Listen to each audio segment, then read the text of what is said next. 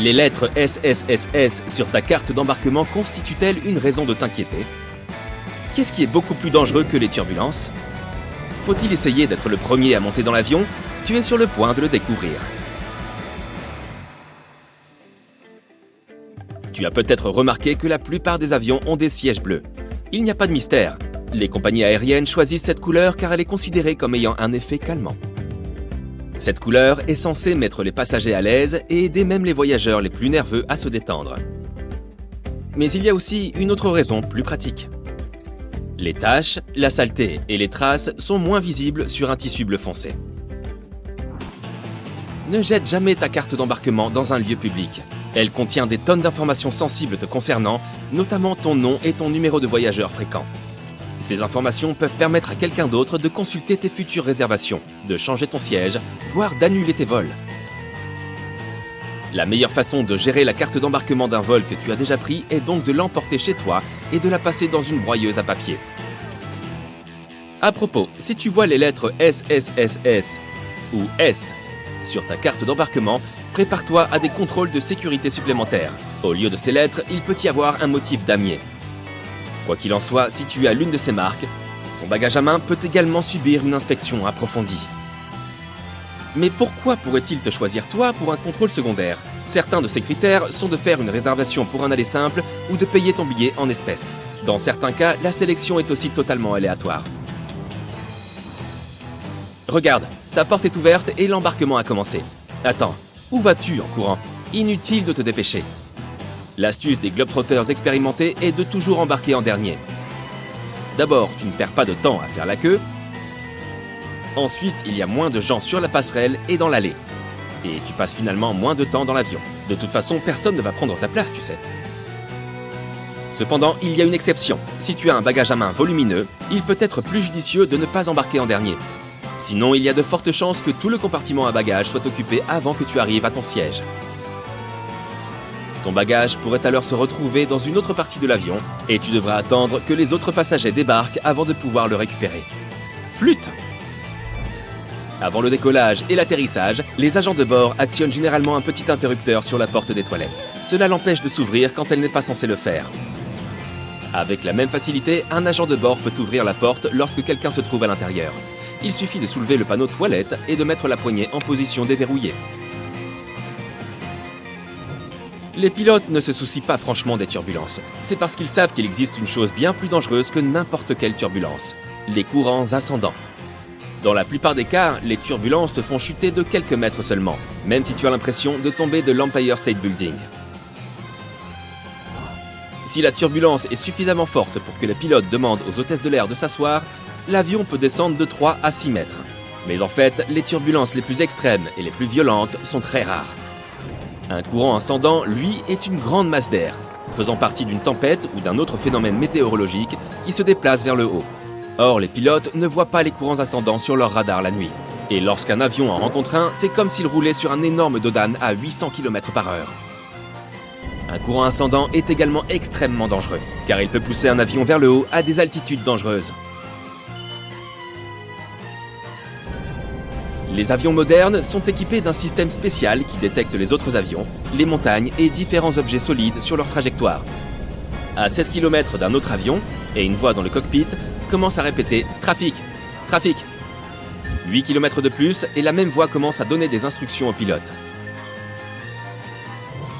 Les avions peuvent fonctionner avec un seul moteur, même pendant le décollage et l'atterrissage. Une panne simultanée des deux moteurs est presque impossible à imaginer. Mais dans ce cas, un avion ne tomberait pas du ciel comme une pierre. Les pilotes auraient jusqu'à 20 minutes pour trouver un endroit approprié pour atterrir. La façon dont la cabine est pressurisée a un effet important sur tes papilles gustatives. Tu perds jusqu'à 30% de ta capacité à goûter les choses sucrées et salées. En d'autres termes, ce n'est pas que les aliments servis dans les avions ne sont pas goûteux, mais tu ne ressens pas leur saveur. C'est aussi la principale raison pour laquelle les sociétés de catering des compagnies aériennes ajoutent du sel et des épices aux plats qu'elles préparent. Mais tu sais ce qui pourrait t'aider? Des écouteurs anti-bruit. Pour une raison mystérieuse qui a probablement une explication scientifique, le fait de couper tout le bruit environnant peut aider tes papilles gustatives. Chacun de ces dings que tu entends pendant le vol a aussi sa propre signification. Dans la plupart des compagnies aériennes, un boom peu après le décollage indique que le train d'atterrissage est en train de se rétracter. 3 dings consécutifs signifient qu'il y a plus d'urgence qu'un seul. Une sonnerie aiguë informe les membres de l'équipage que leurs collègues ont besoin d'eux dans une autre partie de l'avion. 3 sonneries basses signifient qu'il y a de sérieuses turbulences à venir. Les membres de l'équipage sont censés ranger les chariots de repas, prendre place et attacher leur ceinture. Si tu es un passager nerveux, choisis un siège au milieu de la cabine. Les turbulences affectent principalement les parties avant et arrière de la cabine. La partie centrale, qui se trouve au-dessus des ailes, ne tremble pas autant. Les pilotes et les copilotes prennent des repas différents. La raison de cette précaution est très simple. Imagine que les 2 pilotes mangent le même plat et qu'ils aient une intoxication alimentaire. Dans ce cas, aucun des 2 ne sera capable de contrôler l'avion. S'ils veulent toujours avoir le même plat et ne veulent pas accepter de prendre autre chose, il y a un filet de sécurité. Les pilotes ne prennent pas leur repas en même temps. Si un pilote a mangé le plat et se sent toujours bien plusieurs heures plus tard, l'autre pilote peut lui aussi prendre son repas. Que dirais-tu si on te demandait quel est l'endroit le plus dégoûtant dans un avion ? Non, ce n'est pas le siège des toilettes. Ce n'est même pas dans les toilettes. Les hôtesses de l'air recommandent de faire particulièrement attention aux appuis-têtes, aux pochettes des sièges, aux tablettes et aux ceintures de sécurité. Des expériences ont montré qu'un tiers de toutes les ceintures de sécurité sont couvertes de champignons et de moisissures. La plupart des tablettes sont couvertes de bactéries. Les poches des sièges sont également très sales. Mais les appuis-têtes sont les plus sales de tous. Dans la plupart des cas, les agents de bord n'ont pas le temps de les changer ou de les désinfecter entre les vols. Si le commandant de bord annonce qu'il est en train de terminer des formalités administratives, cela signifie qu'il est occupé à réviser l'itinéraire du vol ou à attendre que le personnel au sol prépare le carnet de vol. Il s'agit d'un journal qui contient le compte-rendu officiel d'un voyage. Certains avions, en particulier les longs courriers, disposent de chambres secrètes où les membres d'équipage peuvent se reposer. Ces chambres, appelées compartiments de repos de l'équipage, sont situées à l'arrière de l'avion ou derrière le cockpit. Un tel compartiment peut compter jusqu'à 10 lits confortables où les agents de bord peuvent se reposer. Les fenêtres de l'avion sont fabriquées en plexiglas super résistant qui peut supporter facilement des vitesses élevées. Les vitres ont une forme spéciale, de sorte que la pression élevée à l'intérieur de la cabine les pousse contre le fuselage de l'avion. En d'autres termes, les fenêtres d'avion ont vraiment très peu de chances de se casser. Autrefois, les fenêtres d'avion étaient carrées, mais la pression s'accumulait dans les coins de ces fenêtres, ce qui en faisait des points faibles par excellence. Cela signifie que chaque fenêtre carrée avait 4 points faibles. Ils étaient donc susceptibles de s'écraser sous l'énorme pression des hautes altitudes. Heureusement, la conception de fenêtres d'avion incurvées a résolu ce problème une fois pour toutes. Cette forme répartit la pression et réduit la probabilité de fissure ou de tout autre dommage. Les avions sont régulièrement frappés par la foudre, au moins une fois par an ou une fois par 1000 heures de vol. De nos jours, c'est totalement sûr. La charge électrique traverse simplement la coque en aluminium de l'avion. Elle ne cause aucun dommage à l'avion. Mais savais-tu que les avions ne sont pas seulement frappés par la foudre, mais qu'ils la déclenchent également ? Lorsqu'un avion traverse un nuage, la friction entre son fuselage et l'air crée de l'électricité statique. Et parfois, cela peut provoquer des éclairs. Les cavernes de marbre au Chili sont l'une des merveilles naturelles les plus lointaines du monde. La cathédrale, la chapelle et la grotte sont les 3 principales attractions. Il s'agit d'un ensemble noir et blanc de cavernes, de colonnes et de tunnels en marbre. Les vagues les façonnent depuis des milliers d'années et elles sont toujours aussi fortes. Les grottes et les vagues d'eau turquoise s'associent pour créer un superbe spectacle de lumière. Lorsque l'été commence, une rivière d'apparence ordinaire en Colombie se transforme en un arc-en-ciel liquide. Le Caño Cristales, également connu comme le plus beau fleuve au monde, brille en 5 couleurs, rouge, noir, vert, bleu et jaune.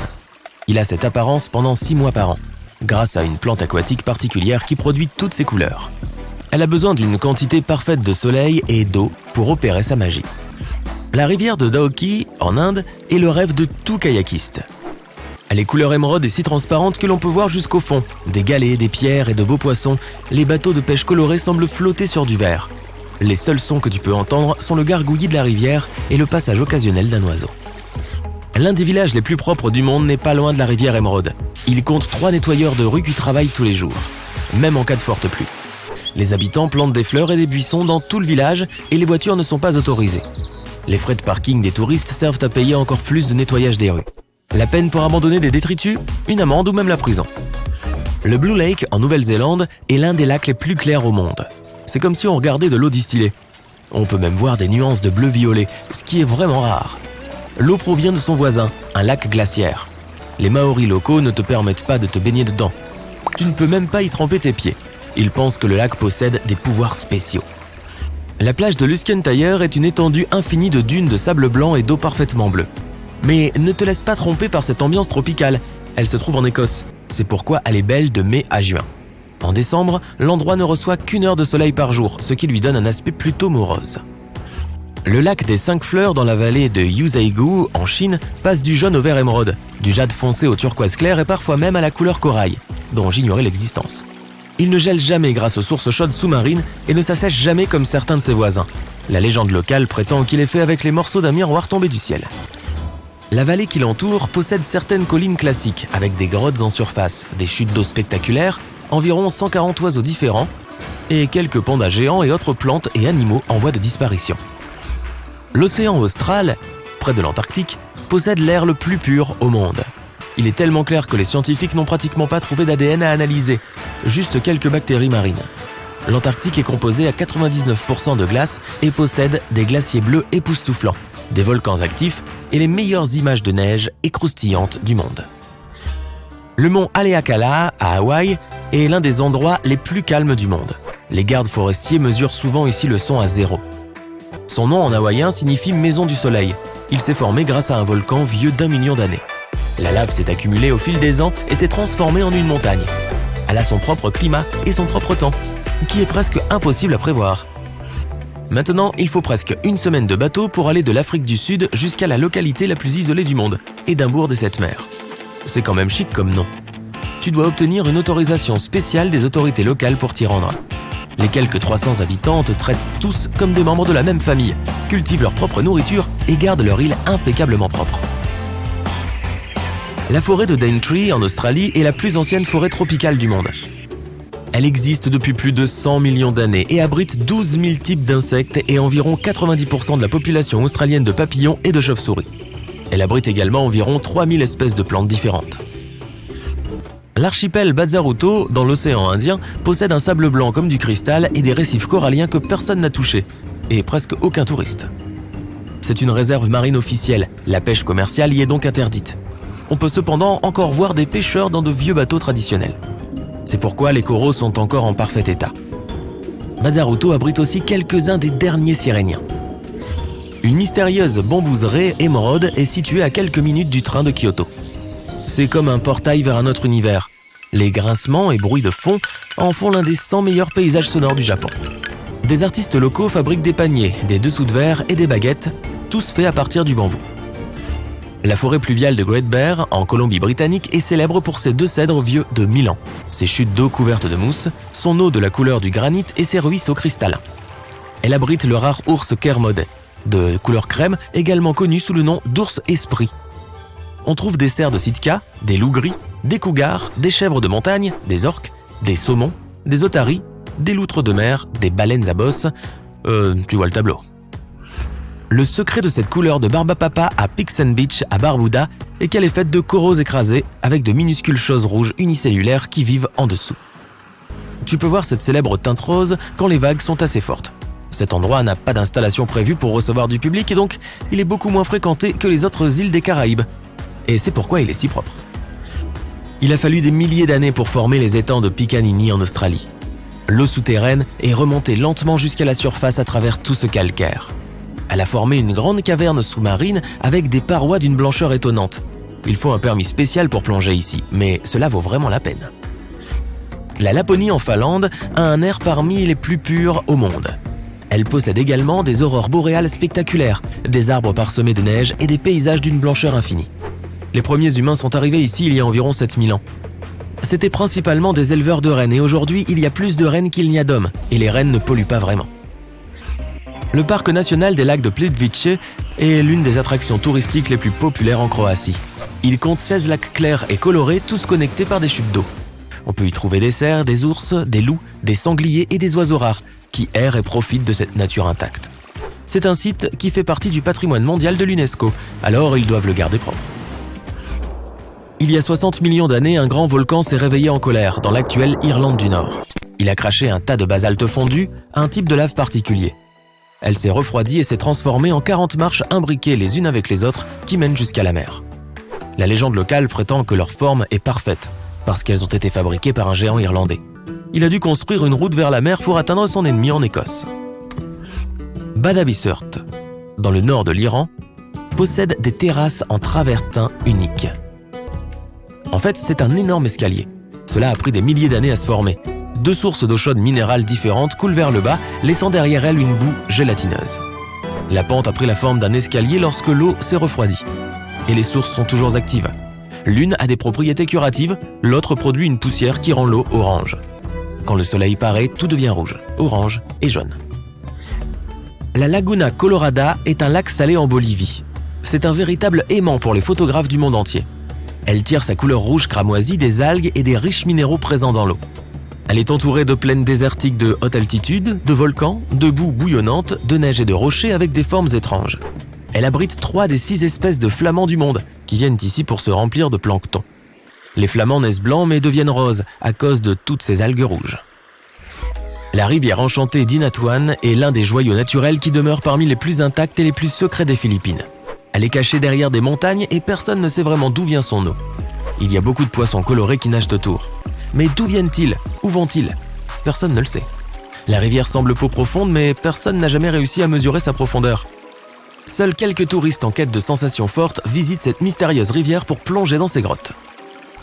Le lac Pangong, dans l'Himalaya, est le plus haut lac salé du monde. Il n'abrite aucune vie aquatique en raison de sa salinité, mais c'est un endroit parfait pour l'observation des oiseaux. Lorsqu'il fait un peu plus chaud, le lac change constamment de couleur, passant du bleu au vert et même au rouge. En hiver, c'est surtout de la glace. La plupart des aéroports sont équipés de cuisines géantes où les repas destinés aux passagers sont préparés pour différentes compagnies aériennes. Et comme ces ô combien délicieux repas doivent être concoctés environ 6 à 10 heures avant chaque vol, les cuisines doivent travailler 24 heures sur 24, 7 jours sur 7. De plus, le menu de ton vol est généralement conçu jusqu'à 1 an en avance. C'est une pratique courante pour la plupart des compagnies aériennes, car chaque ingrédient compte et elles font très attention à ce qu'elles dépensent. Par exemple, American Airlines a réussi à économiser $40 000 par an à partir de 1987 en retirant une seule olive dans chacune des salades servies sur ses vols. Si tu as une longue escale entre 2 vols, te rendre à l'hôtel le plus proche pour te reposer n'est peut-être pas toujours l'option la plus économique. Il y a une bien meilleure astuce. Vérifie si l'aéroport ou la compagnie aérienne vante un accès de 24 heures dans son lounge ou son salon VIP. Dans la plupart des cas, tu y trouveras des collations et des boissons gratuites, mais tu pourras aussi utiliser des cabines de douche gratuites et des chambres pour te reposer à un prix très abordable. Il existe un terme pour désigner les 60 premières minutes qui suivent l'enregistrement, l'heure dorée. C'est le moment où les passagers dépensent statistiquement le plus d'argent dans les magasins et les zones duty-free des aéroports.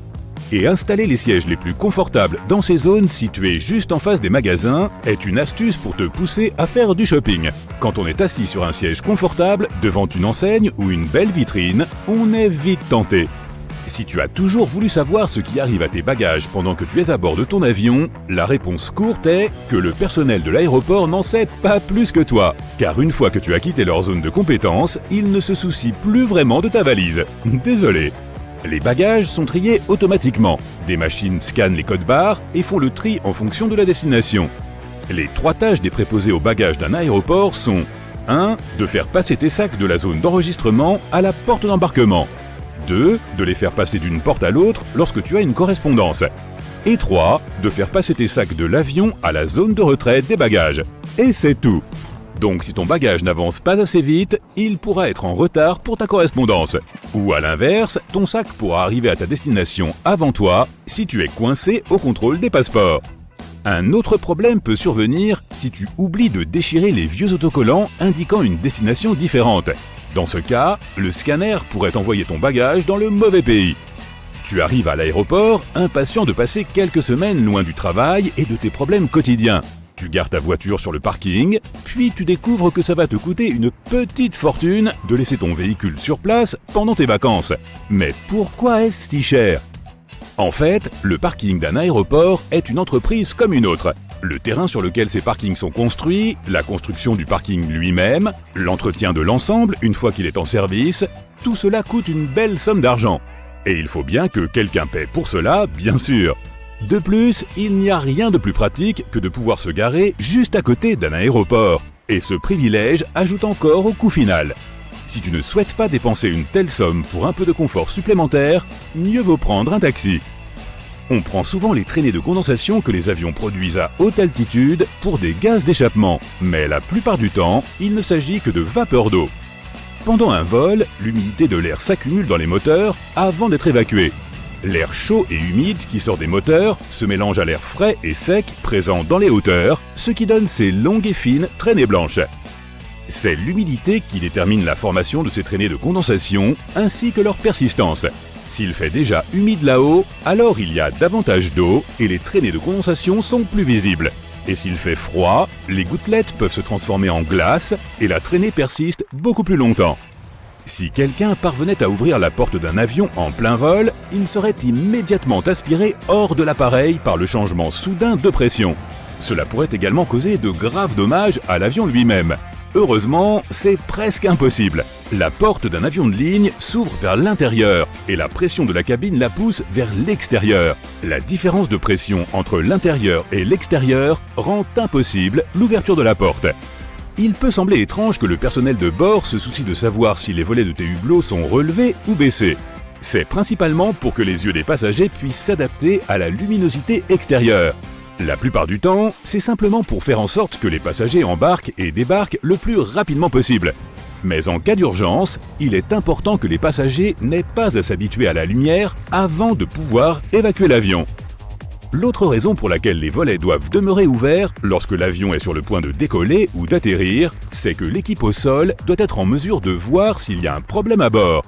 Par exemple, s'il y a un incendie dans la cabine, cette équipe le remarquera immédiatement et agira au plus vite. Si les volets sont abaissés, ils risquent de ne pas voir ce qui se passe et mettront plus de temps à secourir les passagers et l'équipage. Tu as déjà remarqué les chiffres au bout de la piste de décollage ? Ils sont utilisés pour que les pilotes sachent dans quelle direction se trouve leur avion. Par exemple, le chiffre 36 correspond à un cap de 360 degrés ou plein nord. En plus des chiffres, les lettres R et L indiquent si la piste la plus proche est à droite, R, ou à gauche, L. Tous les avions de ligne dans lesquels tu voyages n'ont qu'une seule aile. C'est vrai, les ailes gauche et droite sont en fait les deux parties d'une seule aile. Les premiers avions étaient appelés biplans parce qu'ils avaient deux ailes, une sur le dessus et l'autre au-dessous du fuselage. Elles étaient reliées par des entretoises et des câbles, ce qui formait une sorte de boîte qui permettait à l'engin de ne pas se désagréger dans les airs. Cela était nécessaire à cette époque où les avions volaient à des vitesses plutôt faibles. Mais lorsque les moteurs ont gagné en puissance, la deuxième aile est devenue superflue. L'aile unique sert de support à l'ensemble de la structure.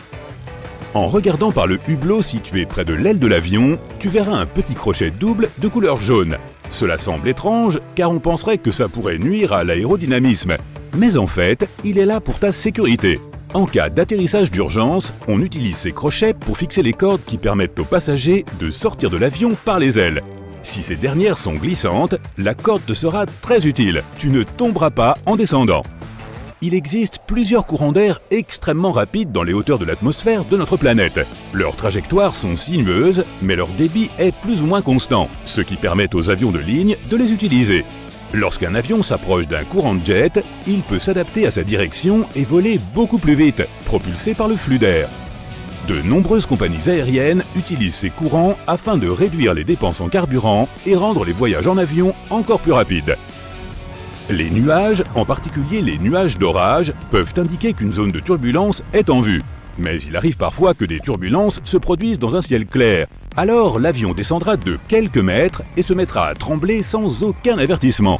Cela se produit lorsque deux masses d'air viennent se heurter à très grande vitesse. Et c'est absolument invisible, donc les pilotes ne peuvent pas savoir quand cela va avoir lieu.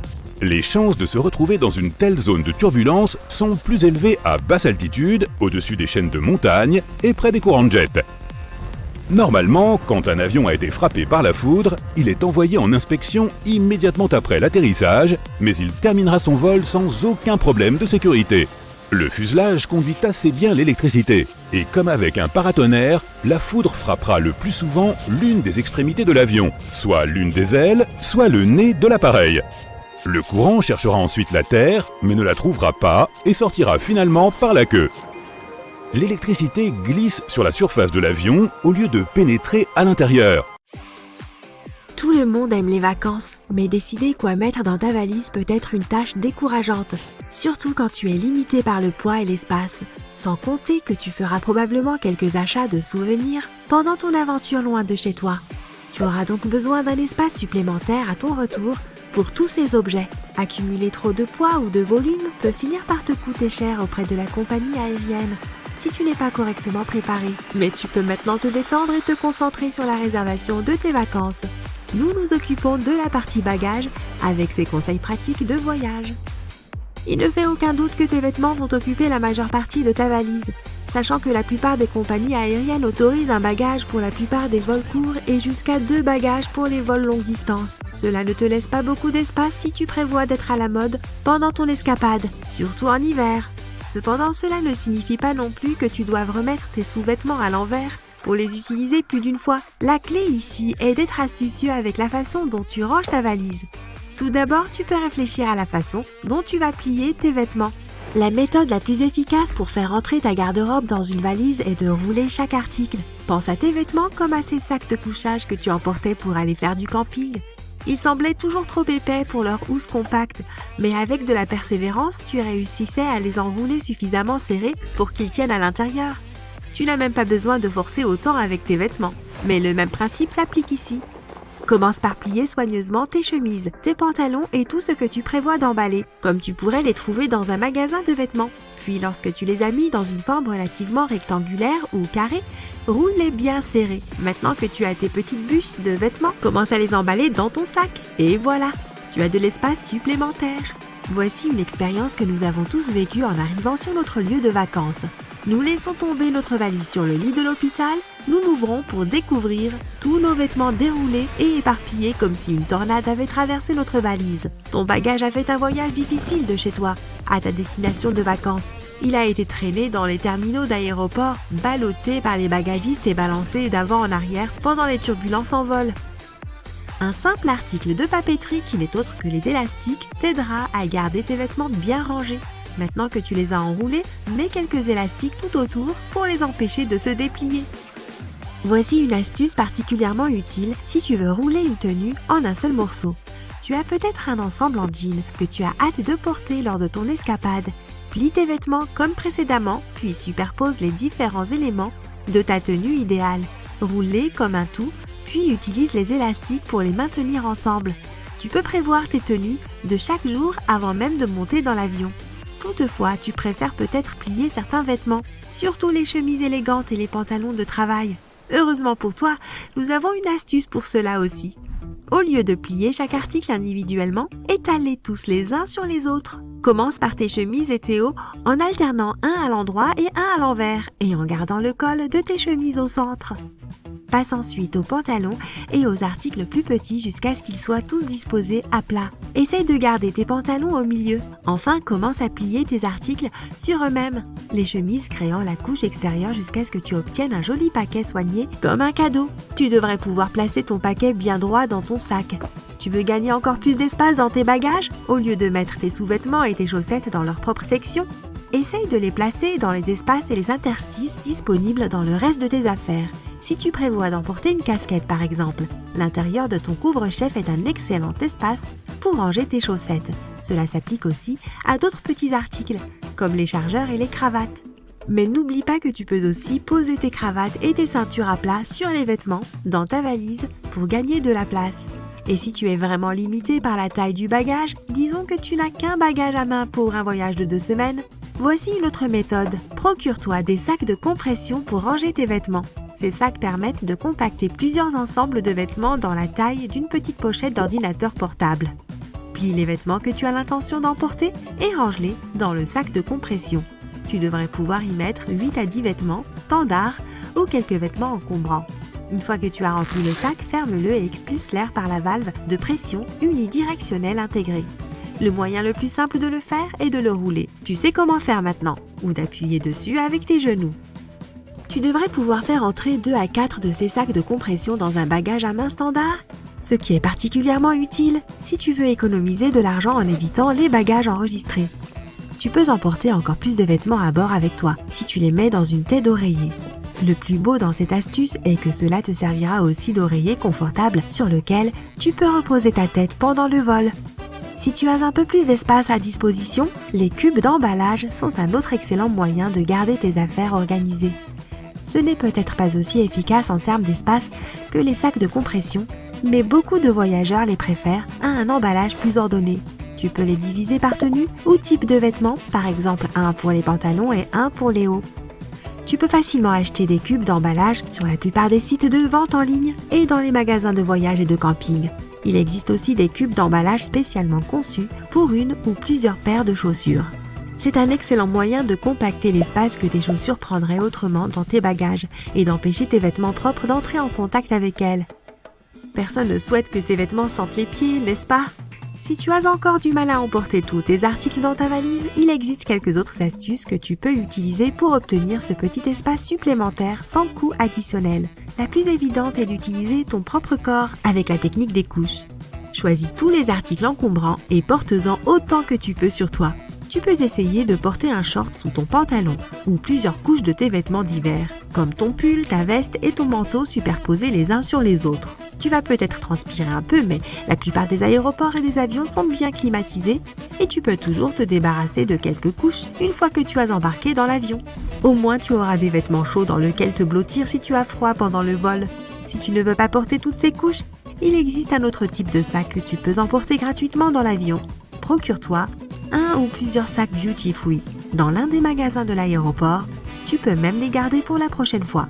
Range tous tes articles supplémentaires dans ton sac duty free et emporte-le sur ton vol sans frais supplémentaires. Cela vaut aussi la peine de réfléchir au type de bagage que tu utilises et surtout à son poids. Beaucoup de gens oublient que le poids standard de 7 kg autorisé par la plupart des compagnies aériennes comprend le poids de leur bagage à vide. Or, ce bagage peut souvent peser jusqu'à 2 à 3 kg, soit une grande partie du poids autorisé rien que pour le contenant. Alors, quand tu achètes ton bagage, prends en compte son poids. En choisissant un sac plus léger, tu auras plus de poids pour les articles que tu veux emporter. Tiens-toi à certains de ces conseils pratiques et tu ne manqueras pas d'espace ni d'argent pour tes vacances. Bon voyage! De nombreux aéroports ont des moquettes dans leur zone d'embarquement. Ce petit élément de confort s'accompagne généralement de quelques autres. Des plafonds plus bas, des sièges confortables et un éclairage naturel agréable. Tout cela coûte plus cher aux aéroports et les moquettes ne sont pas aussi faciles à nettoyer que les sols durs. Mais elles créent une sensation agréable pour les passagers qui attendent leur vol, ce qui les rend plus détendus. Pourtant, il ne s'agit pas seulement d'un geste de bonne volonté de la part des aéroports. Selon des recherches comportementales, les passagers apaisés sont 7 à 10% plus susceptibles de faire du shopping et d'acheter réellement quelque chose dans la zone duty free. Donc en investissant dans le confort des passagers, les aéroports augmentent en fait leurs revenus. Si tu as toujours voulu savoir ce qu'il advient de ton bagage lorsque tu es à bord de l'avion, la réponse courte est que le personnel de l'aéroport ne le sait pas une fois qu'il a quitté son territoire et qu'il ne s'en soucie probablement pas. Désolé de te le dire. Les scanners lisent le code barre et trient les bagages automatiquement en fonction de leur destination. Les 3 principales tâches des bagagistes de l'aéroport sont de déplacer les sacs de la zone d'enregistrement à la porte d'embarquement, de les déplacer d'une porte à l'autre lorsque tu as une correspondance et de les déplacer de l'avion à la zone de récupération des bagages. Et c'est tout. Donc si tes bagages ne se déplacent pas assez vite, ils peuvent être en retard pour ton vol de correspondance. Ou à l'inverse, ton bagage peut arriver à ta destination avant toi parce que tu es bloqué au contrôle des passeports. Un autre problème peut survenir si tu oublies d'enlever une ancienne étiquette indiquant une destination différente. Dans ce cas, le scanner pourrait envoyer ton bagage dans le mauvais pays. La plupart des aéroports sont équipés de cuisines géantes, où sont confectionnés les plateaux repas destinés aux passagers. Ces cuisines préparent généralement des aliments pour différentes compagnies aériennes en même temps. Et comme cette nourriture d'avion si savoureuse doit être cuisinée environ 6 à 10 heures à l'avance, les cuisines fonctionnent 24 heures sur 24, 7 jours sur 7.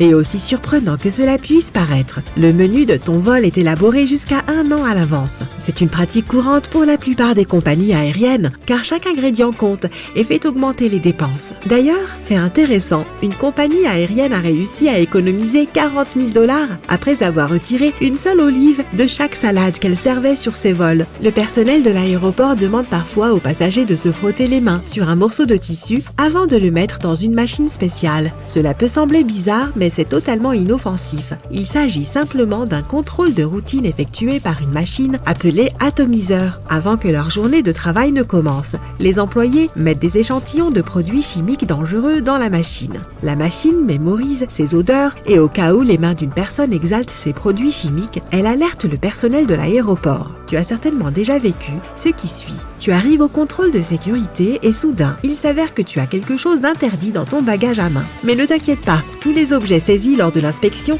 avant le vol peuvent être conservés à l'aéroport jusqu'à 3 mois. En plus de cela, tu as la possibilité de te les faire envoyer par courrier à n'importe quelle adresse. Les objets saisis par la sécurité et qui n'ont pas été réclamés peuvent aussi être vendus lors de ventes aux enchères spéciales et sont livrés dans le monde entier. Si tu as une longue escale entre 2 vols, aller à l'hôtel le plus proche pour te reposer n'est peut-être pas l'option la plus économique. Il y a une bien meilleure astuce. Vérifie si l'aéroport ou la compagnie aérienne vend un accès 24 heures sur 24 au salon VIP. Dans la plupart des cas, tu peux y trouver des collations et des boissons gratuites et utiliser des cabines de douche et des salles de repos gratuites à un prix très abordable. Dans les aéroports à plusieurs terminaux, recherche les passages souterrains reliant les terminaux que la plupart des gens ne connaissent peut-être pas. Par exemple, à l'aéroport de Francfort en Allemagne, il y a un tunnel piétonnier entre le terminal 1 et le terminal 2 qui est surtout utilisé par les employés car les passagers ne sont tout simplement pas au courant de son existence. Il existe un terme pour les 60 minutes qui suivent la fin de l'enregistrement,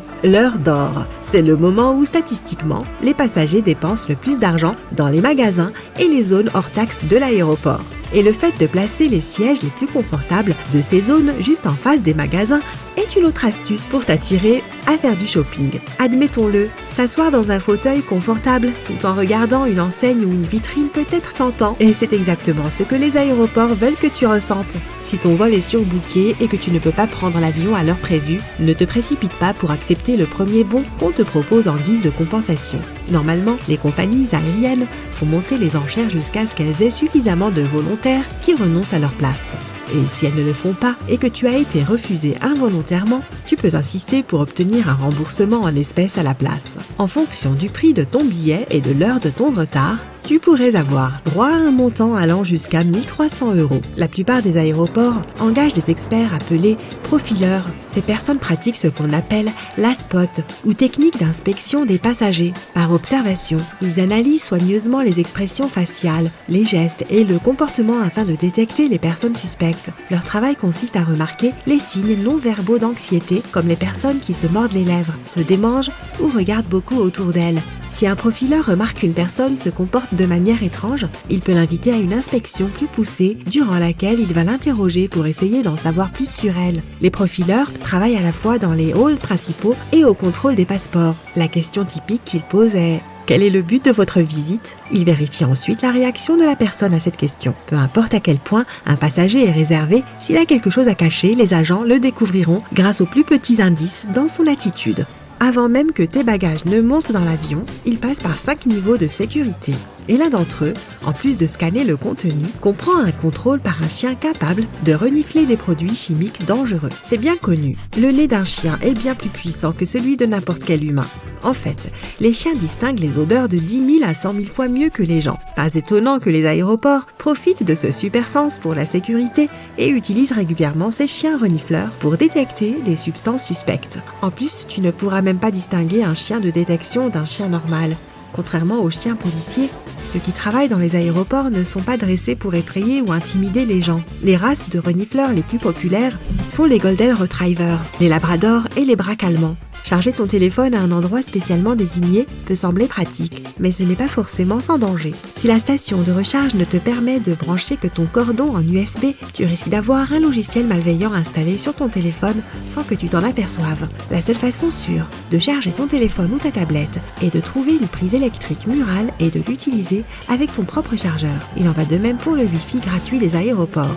En dehors du fait que les aéroports te demandent le plus souvent de t'authentifier, quelqu'un peut facilement accéder à tes données lorsque tu utilises un hotspot Wi-Fi non protégé. Il est plus sûr d'utiliser tes données mobiles. Mais si tu dois absolument utiliser le Wi-Fi de l'aéroport, efface ou crypte toutes tes informations importantes sur ton appareil. Il peut être exaspérant de devoir sortir ton ordinateur portable de ta valise à chaque fois au contrôle de sécurité. Mais le personnel de l'aéroport a besoin de bien voir ton appareil pour s'assurer que rien n'est caché à l'intérieur. Sur l'écran d'un scanner à rayon X, un ordinateur portable ressemble à un objet semi-transparent avec un disque dur, un lecteur de CD et autres composants clairement visibles. Mais les agents de sécurité ne peuvent pas voir ce qui se trouve derrière certaines de ces pièces. Par exemple, une batterie dense est plutôt volumineuse. Les gens ont tendance à choisir la file de sécurité la plus proche d'eux. Si cette file s'avère être bondée, regarde simplement autour de toi après le contrôle des pièces d'identité et des billets. Tu verras peut-être un autre point de contrôle avec beaucoup moins de monde. Certains points de contrôle de l'aéroport sont situés aux confins du terminal et les passagers ne les remarquent pas.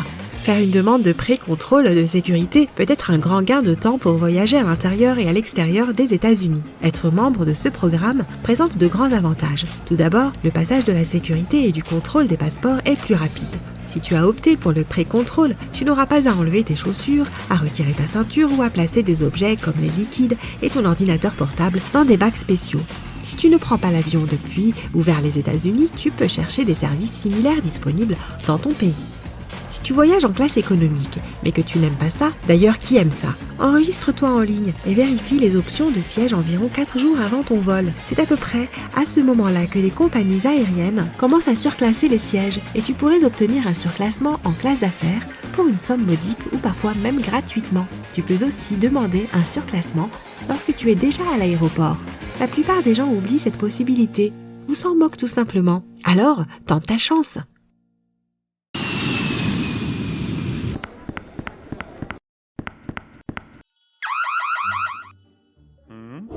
Vous faites erreur sur la personne? Je suis juste un commercial qui revient de sa tournée annuelle en Europe.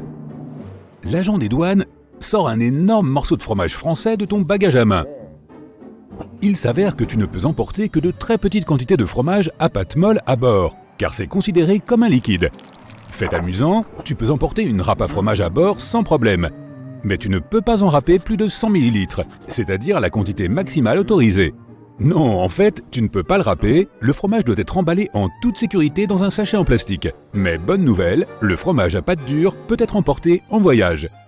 Ok, ils t'ont confisqué ton fromage, une grande bouteille d'eau, quelques tubes de crème et autres souvenirs fantaisistes. Regarde ce beau couteau suisse que tu as trouvé à Genève. Il risque maintenant de finir dans une vente aux enchères. Si tu as de la chance, l'aéroport peut proposer un service d'expédition pour faire parvenir tes précieux souvenirs et même le fromage, s'il ne se détériore pas, à ton domicile moyennant des frais. Cependant, tous les aéroports ne le font pas. Ainsi, certains des articles interdits seront mis aux enchères pour récolter des fonds. Les objets confisqués sont généralement vendus en vrac, donc il sera assez difficile de trouver celui que tu as dû laisser derrière toi. Certains autres objets ayant des buts plus spécifiques sont donnés à différentes organisations. Un spray au poivre, par exemple, ira à une école de formation de la police.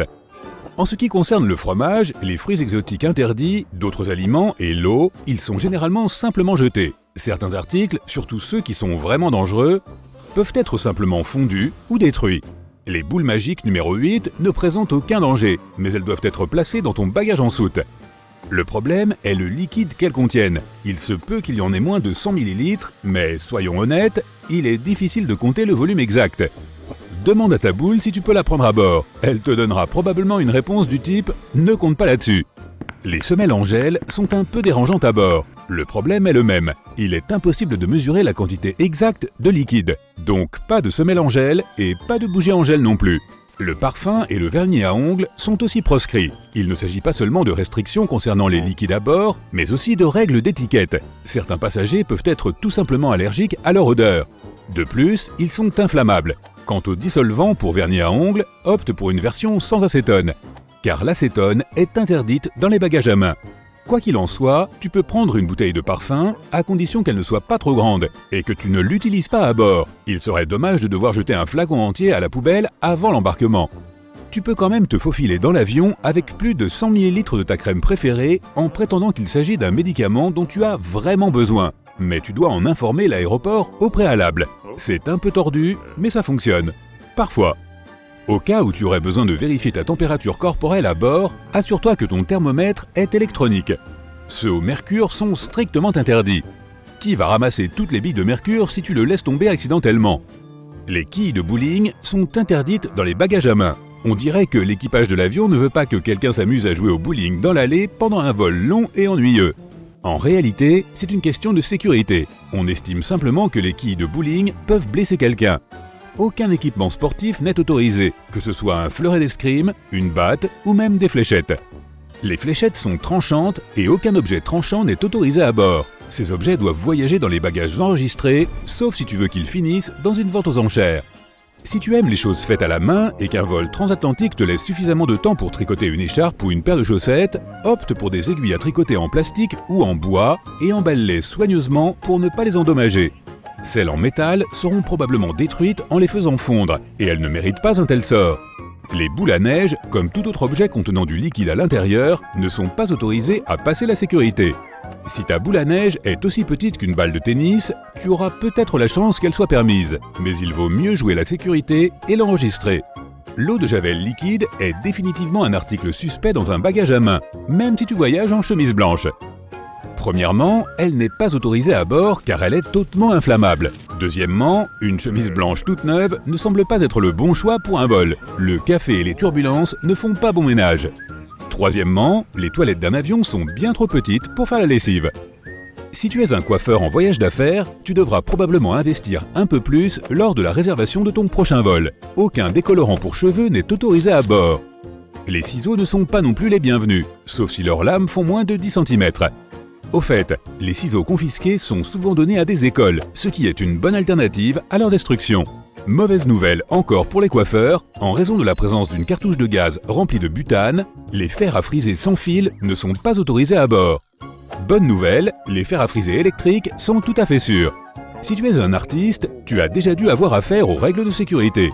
Tu ne souhaites pas que ta peinture soit gelée ou abîmée dans la soute à bagages, alors tu voudras sûrement l'emporter à bord.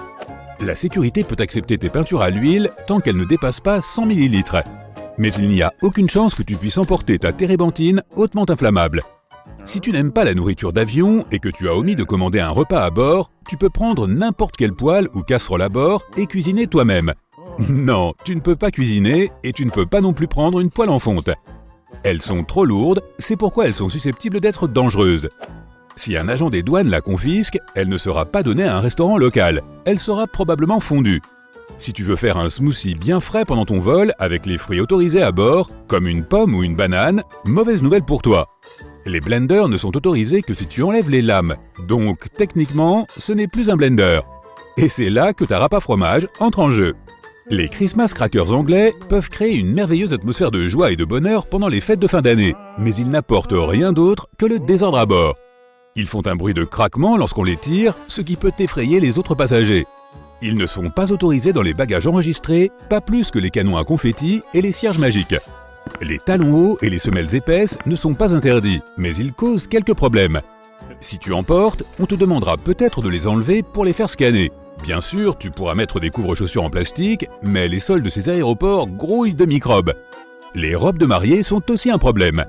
Certaines robes ne rentrent tout simplement pas dans l'appareil à rayon X, alors il faudra peut-être les vérifier 2 fois. Si tu es un fan de camping, attention, tu voudras probablement enregistrer un grand nombre de bagages nécessaires à ton voyage, alors n'oublie pas d'enregistrer aussi les piquets de tente. Mais si tu voyages léger avec un simple bagage à main, tu devras probablement en acheter une fois arrivé à destination. Comme ce sont des objets pointus, les piquets de tente ne sont pas autorisés à bord. Il est difficile d'imaginer que quelqu'un ait une perceuse dans son bagage à main de 2,2 kg. Mais quoi qu'il en soit, elles ne sont pas autorisées. Donc si tu es un bricoleur qui veut rapporter une perceuse comme souvenir de vacances, plutôt que de vulgaires aimants, tu devras l'enregistrer. Si tu veux te faufiler dans un avion avec une glacière pleine de glace carbonique, tu es presque sûr d'échouer. C'est une matière inflammable, donc les règlements de sécurité l'interdisent absolument à bord. Tu peux apporter jusqu'à 2,5 kg de glace carbonique, mais l'autorisation de la compagnie aérienne est nécessaire. Tout objet avec une lame non couverte n'est pas autorisé à passer la sécurité. En revanche, un rasoir jetable ou des cartouches de lame peuvent être emportés à bord. Les cutters et les couteaux, à l'exception d'un couteau à beurre lisse, doivent être dans les bagages enregistrés. Les pains de savon sont autorisés à bord, mais ne panique pas si un agent des douanes veut vérifier 2 fois ton sac après l'avoir scanné. Il se peut simplement qu'il ait l'air un peu bizarre sur l'écran et qu'il les induise en erreur. Le savon liquide, au contraire, suit la règle universelle des liquides. Les règles pour les piles peuvent varier. Les piles renversables de 100 ml ne sont autorisées ni dans les bagages à main, ni dans le bagage enregistré. Et les piles au lithium ne peuvent pas non plus être transportées à bord, car si elles sont endommagées, elles peuvent provoquer un incendie. Mettons que tu voyages avec ton animal de compagnie et que son jouet préféré soit un pointeur laser. Il devra s'en passer cette fois-ci. Les pointeurs laser ne sont autorisés ni dans les bagages à main, ni dans les bagages enregistrés. Une canne utilisée comme aide à la mobilité peut être autorisée à bord, mais étonnamment, les douaniers interdisent parfois cet article. Alors joue la sécurité et préviens la compagnie aérienne à l'avance. Sur ce, bon voyage! Quelqu'un crie à l'aide. On a vu des ailerons de requin dans l'eau. Le maître nageur agite un drapeau violet, mais il est trop tard. Les méduses ont pris le dessus. Il y a une énorme vague qui s'approche du rivage à 90 degrés. La panique s'installe sur la plage. Tu as une chance de sauver tout le monde avec ton kit de voyageur temporel. Tu prends ton guide de survie sur la plage avec toi et appuies sur le bouton rouge. Voilà, tu es arrivé à la plage 1 heure avant que les choses ne tournent mal. Des enfants ont construit un énorme château de sable. Ils ont creusé de plus en plus profondément pour obtenir du sable supplémentaire. Cette fosse qu'ils ont creusée au bord de l'eau peut générer un affaissement. Elle ne se remplit pas complètement, alors quelqu'un peut se tordre la cheville s'il y met les pieds. Parfois, les gens tombent dans d'énormes fosses. Le sable les remplit immédiatement et on a l'impression qu'on te jette du béton dessus. Tu dis à tout le monde autour du château de sable de bien regarder où ils mettent les pieds. La zone de sable spongieux juste ici pourrait bien être du sable mouvant. Elle se forme près des bords des rivières, des marais et des plages et est composée à 70% d'eau. Elle semble solide, alors tu vas vérifier avec un bâton et tu marches dessus tout doucement. Elle supporte ton poids. Si quelqu'un ne sait pas comment faire, il risque de s'enfoncer jusqu'à la taille. Le secret pour en sortir est de rester calme et de remuer lentement les jambes en étant allongé sur le dos. Pour ceux qui ne connaissent pas les règles, tu marques cette zone avec 4 bâtons. Tu vois une vague qui se déplace rapidement dans un angle droit par rapport au rivage. Le guide de survie sur la plage indique qu'il s'agit d'un courant de retour. Ils peuvent se former dans n'importe quelle partie du monde. Tu dis à tout le monde de rester hors de l'eau jusqu'à ce qu'ils disparaissent. Les couloirs formés par les courants d'arrachement sont généralement étroits et peu dangereux, mais ils peuvent devenir aussi longs et larges qu'une piste de bowling. Cette bête peut te tirer dans l'eau même si tu te trouves sur la rive. Si tu es pris dans un courant de retour, essaie de rester calme pour économiser de l'énergie et trouver un bon plan. N'essaie pas de combattre le courant, il gagnera toujours. Nage parallèlement à la plage jusqu'à ce que tu réussisses à sortir. Si cela ne fonctionne pas, essaie de crier à l'aide ou de faire un signe avec la main. Si tu essaies de sauver quelqu'un d'un courant de retour, lance-lui quelque chose qui flotte. Si tu vas dans l'eau pour le sauver, vous aurez peut-être tous les deux besoin d'aide. Un couple âgé cherche un endroit un peu calme pour nager, près de la jetée et loin de la foule. Tu rentres dans l'eau pour les avertir que c'est une mauvaise idée. La plupart des courants d'arrachement se forment près des jetées, des quais et d'autres structures se trouvant dans l'eau. Mais même un tout petit courant peut t'entraîner directement dans cette construction en pierre. Tu repères un groupe de plongeurs, ils transportent des caméras sous-marines pour prendre des clichés de la vie aquatique. Tu leur dis de faire attention aux oursins-fleurs. Ils ressemblent à de jolis coraux, mais possèdent des épines venimeuses qui leur servent à effrayer les prédateurs. Ces épines sont aussi très dangereuses pour l'homme. Si tu marchais sur un oursin, tu aurais l'impression de marcher sur des clous ou du verre. Certains oursins possèdent également une morsure venimeuse. Certains serpents de mer ont plus de venin que les cobras. Ils l'utilisent pour paralyser les poissons, mais n'attaqueront jamais les humains en premier. Parfois, la marée les emporte hors de l'eau. Ils feront semblant d'être morts, mais pourront toujours mordre par réflexe. Cette morsure peut te donner des symptômes très désagréables. La rascasse volante, qui vit dans l'océan Atlantique, le golfe du Mexique et la mer des Caraïbes, est l'un des plus beaux prédateurs marins. Elle peut te piquer par accident avec son venin digne d'un cobra. Cela fait aussi mal que la piqûre d'1 millier d'abeilles. Certaines efflorescences algales, également appelées marées rouges, peuvent contenir des toxines naturelles dangereuses. Si tu repères des algues noires, blanches, vertes, brunes, violettes ou rouges, qui ressemblent à du fromage blanc, à une soupe épaisse ou à une espèce de pellicule sur l'eau, garde la tête et surtout ta bouche et ton nez éloignés de ces algues. Prends également une douche après être sorti de l'eau afin d'être tranquille. Quelqu'un crie qu'il y a une méduse qui pique dans l'eau. Tu parles avec le maître nageur pour lui demander de mettre le drapeau violet. C'est le signe international qui dit qu'il y a des animaux marins dangereux à proximité, surtout des méduses. Certaines d'entre elles sont inoffensives. D'autres, comme les méduses boîtes, grandissent à peu près jusqu'à la taille d'un humain et sont super dangereuses. La méduse à crinière de lion aime les eaux plus froides des océans Pacifique et Atlantique et peut atteindre la taille d'une baleine bleue si on la mesure avec ses tentacules. Elle les utilise pour chasser. Tu prends un haut-parleur et informes tout le monde de la signification du drapeau violet. Il est préférable de rester hors de l'eau lorsque tu le vois. Si tu dois entrer dans l'eau, mets au moins une combinaison de plongée pour protéger ta peau. Une méduse gît immobile sur le rivage. Tu ne laisses personne la ramasser. Elle peut encore piquer. Si cela arrive, tu dois verser de l'eau propre sur ta peau et la recouvrir de vinaigre. La chaleur devient insupportable et une famille cherche de l'ombre sous un cocotier. Tu leur dis de trouver un autre endroit. Une noix de coco peut tomber à une vitesse folle du sommet de l'arbre. Heureusement, ils avaient déplacé la serviette juste avant que cela n'arrive.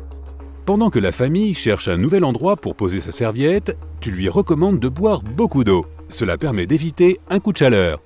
Cela fait plus de victimes chaque année que les inondations, la foudre, les ouragans et les tornades réunis. Pour éviter d'en avoir un, l'eau plate est la meilleure boisson à consommer sur la plage.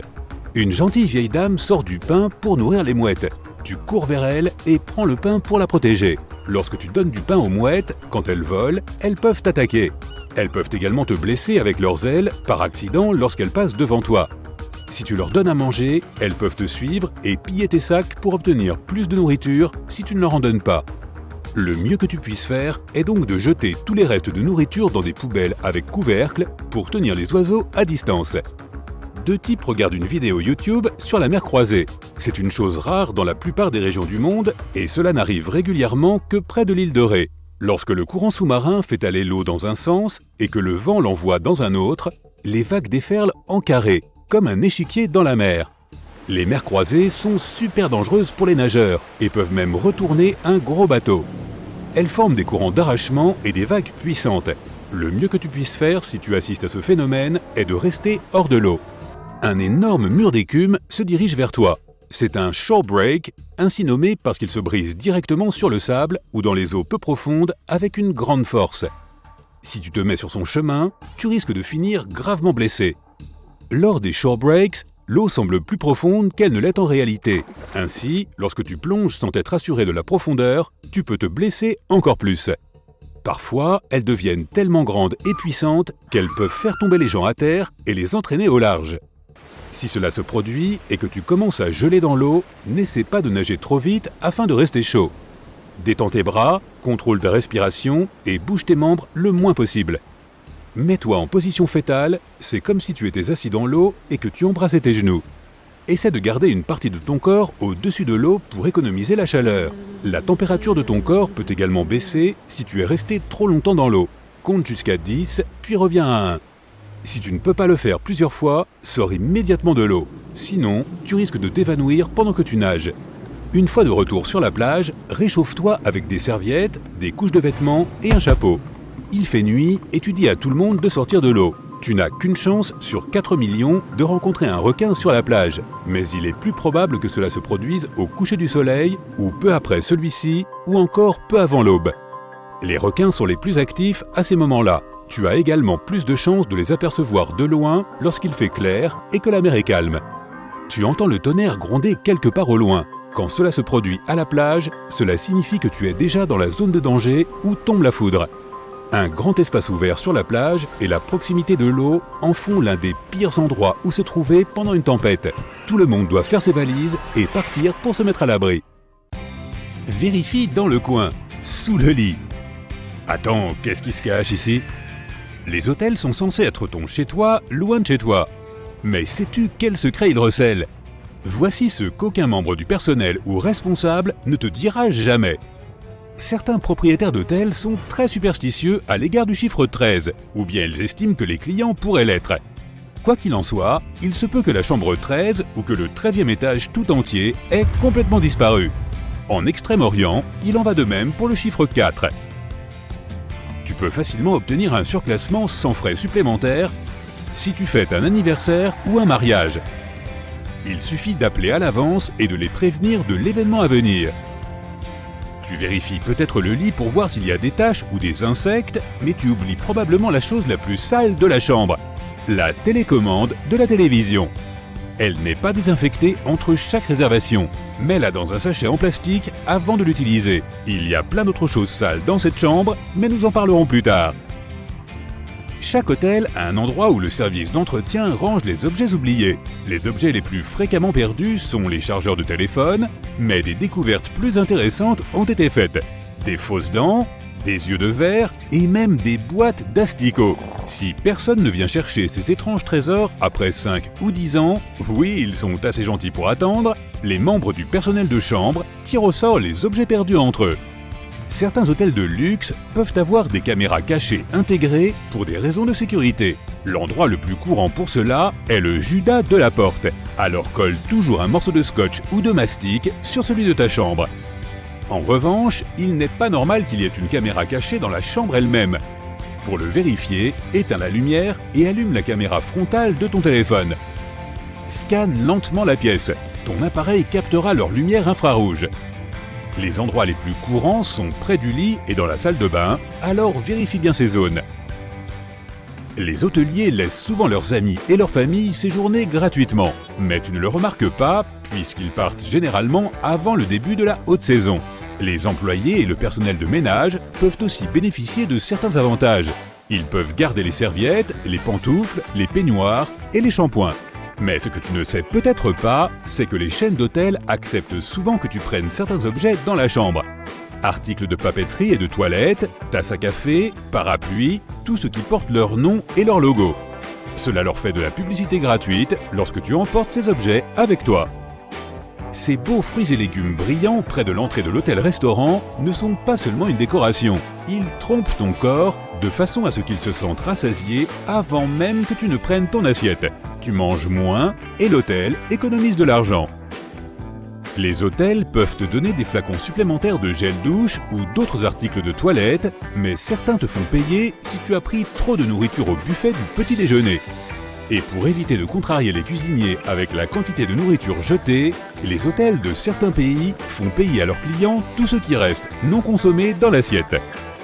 Aucune chaîne d'hôtels ne te dira volontiers comment obtenir la plus grande réduction pour ton séjour. Donc si tu as un budget limité, fais une réservation après 18 heures. C'est à ce moment-là que le service commercial essaie de vendre toutes les réservations annulées à la dernière minute. Cela signifie souvent qu'il faut réduire le prix, parfois de moitié. Le premier dimanche du mois est le meilleur moment pour s'enregistrer. Les vacanciers partent, les voyageurs d'affaires ne sont pas encore arrivés, donc la plupart des meilleures chambres sont disponibles. Pour obtenir le meilleur choix, il existe un service spécial appelé rooming. Tu peux tout voir dans l'hôtel et choisir la chambre qui te plaît le plus. Il suffit de le demander au réceptionniste. Les hôtels ne te parleront pas volontiers de leurs autres services gratuits à moins que tu ne le demandes. Les chargeurs de téléphone gratuits, les fers à lisser, les bouteilles d'eau et les jeux de société en font partie. Ils peuvent aussi commander un transfert pour toi, réserver des billets de concert ou de théâtre et te réveiller à une heure précise.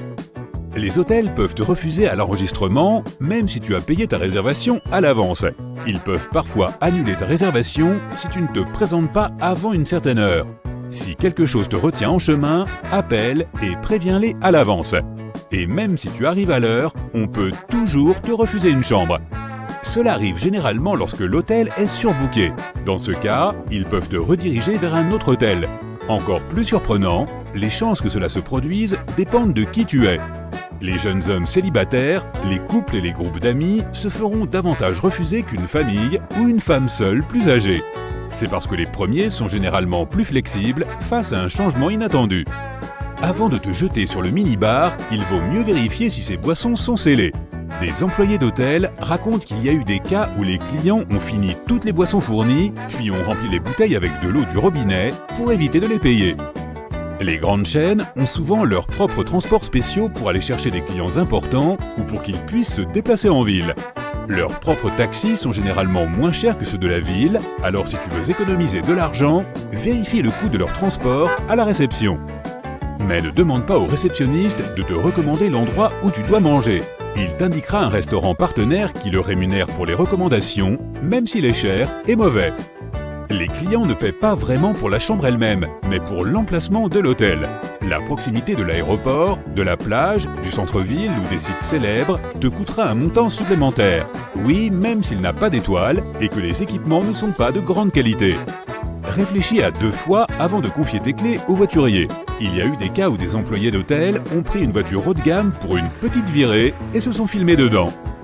Une personne célèbre pourrait séjourner dans la chambre juste à côté de la tienne. Personne ne le saurait, puisqu'ils peuvent utiliser des noms bidons pour dissimuler leur identité. Mais pour le reste d'entre nous, les gens ordinaires, ce n'est pas permis. Tu as demandé une chambre simple avec un grand lit et une belle vue sur la plage. Mais tu as obtenu une chambre avec 2 petits lits et une superbe vue sur un mur de briques.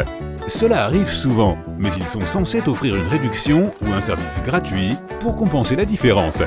Fais valoir ce droit si le réceptionniste ne te le propose pas. Le coffre-fort de ta chambre peut être tout sauf sûr. Si tu as des objets de valeur, demande à la réception de les mettre dans le coffre principal de l'hôtel. Cet endroit est généralement beaucoup plus sûr car tout le personnel n'y a pas accès. Même si les chaises et les canapés des hôtels ont l'air propres, attends d'en voir un au microscope. Ne t'assieds pas dessus sans avoir préalablement posé une serviette ou une couverture. Tu ne sais pas si le client qui t'a précédé n'a pas mis ses pieds dessus.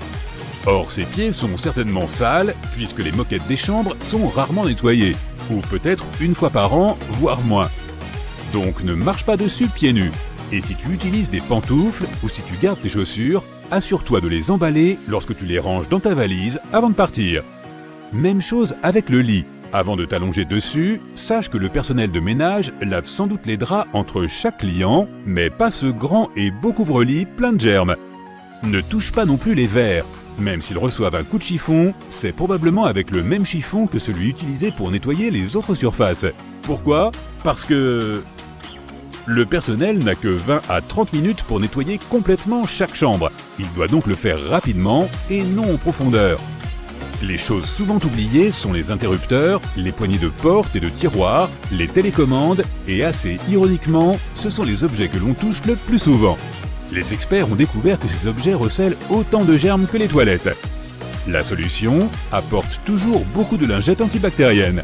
Et si tu te renseignes sur les pratiques de nettoyage de l'hôtel, rappelle-toi, nettoyer ne veut pas dire désinfecter. Choisis soigneusement tes mots afin de ne pas permettre aux gérants de t'entourlouper. Les hôtels sont des lieux de passage très fréquentés. Pourtant, la propreté n'y est pas forcément une priorité. Il peut y avoir des punaises des lits et d'autres parasites qu'on ne remarque que lorsqu'il est déjà trop tard. Voici l'astuce. Quand tu arrives à l'hôtel et tu entres dans ta chambre, ne te précipite pas pour ouvrir tes valises et mettre tous tes vêtements dans les armoires ou sur le lit. Il vaut mieux d'abord laisser ses bagages dans la baignoire et examiner la chambre à la recherche d'éventuels parasites. Il faut contrôler tous les tapis, les tissus d'ameublement, coussins et toute autre surface qui attirerait ces petites bêtes. Une fois que l'enquête a été menée, on peut défaire ses valises.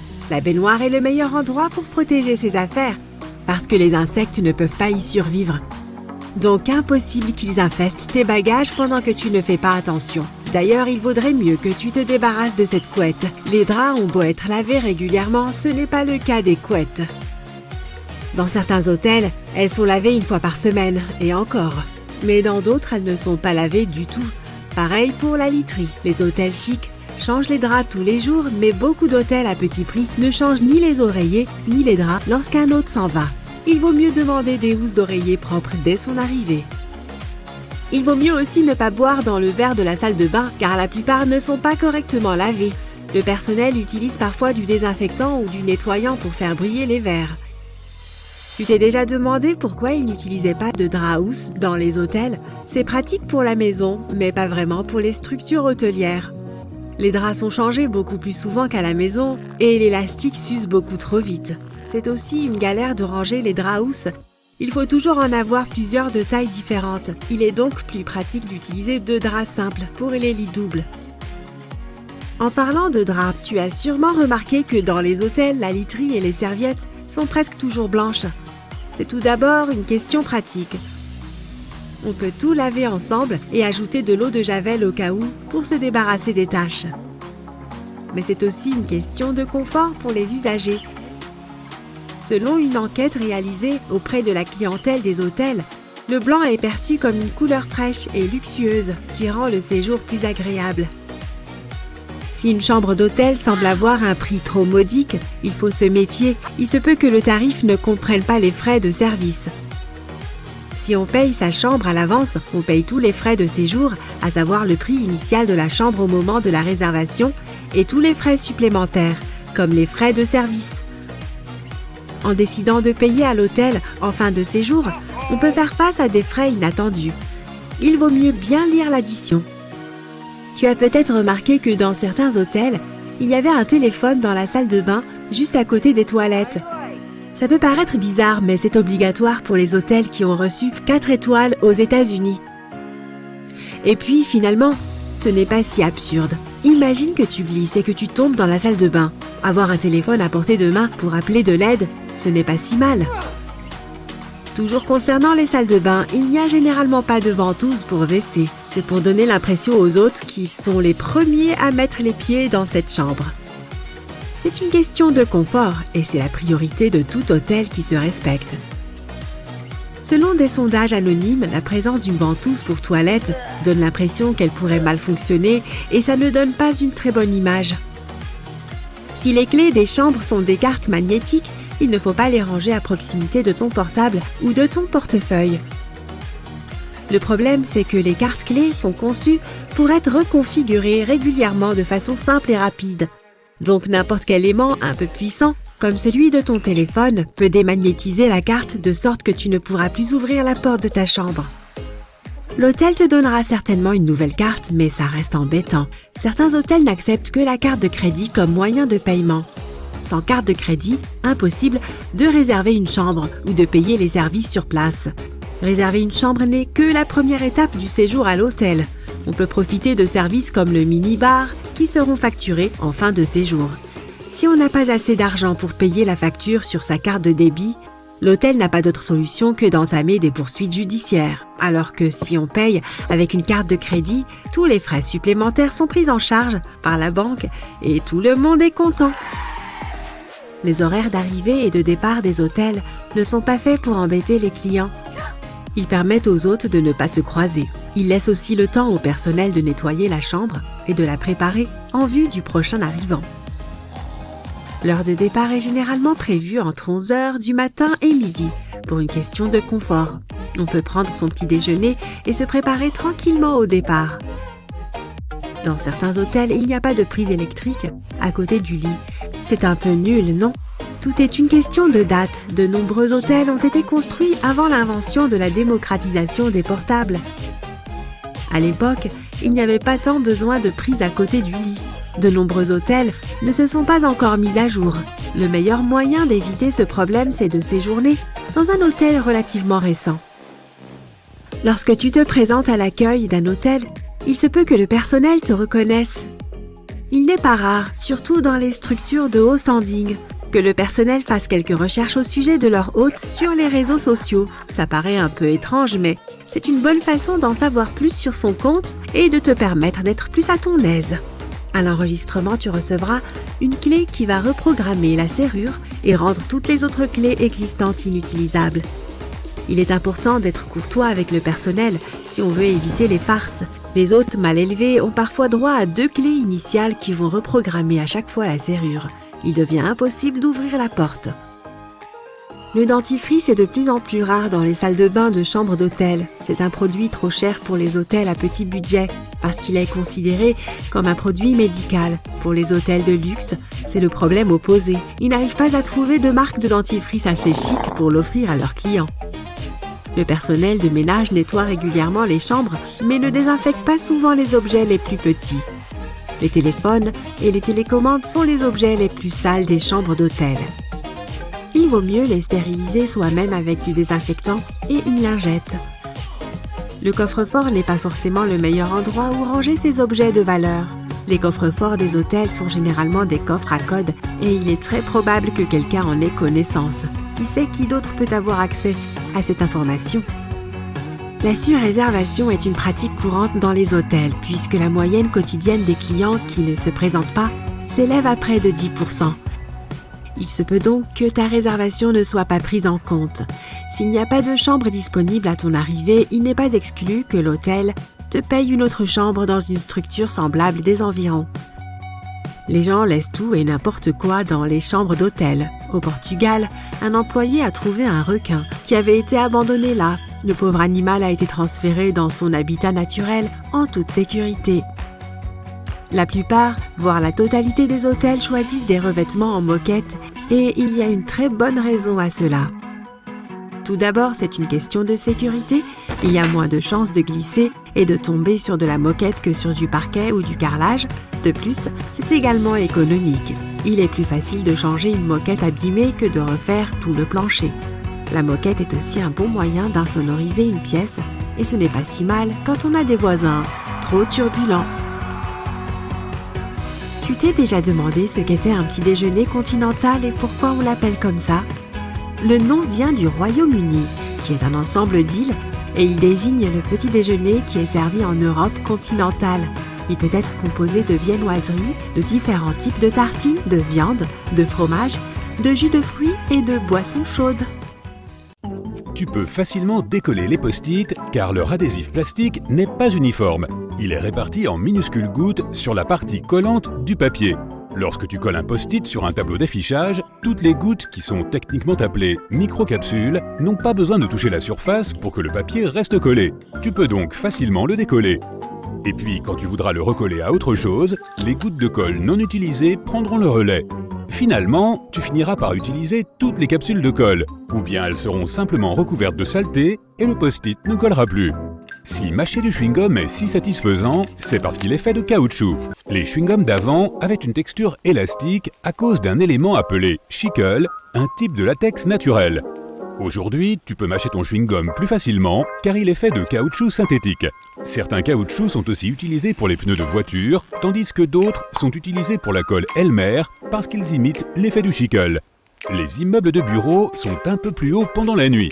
Lorsque les employés ont fini de travailler et qu'ils rentrent tous chez eux, les grands immeubles de bureaux grandissent légèrement. Par exemple, un gratte-ciel de 400 mètres de haut rétrécit d'environ 0,8 mm pendant la journée, sous le poids des 50 000 personnes à l'intérieur. Tu pourrais chauffer confortablement ta maison avec seulement 70 personnes à l'intérieur.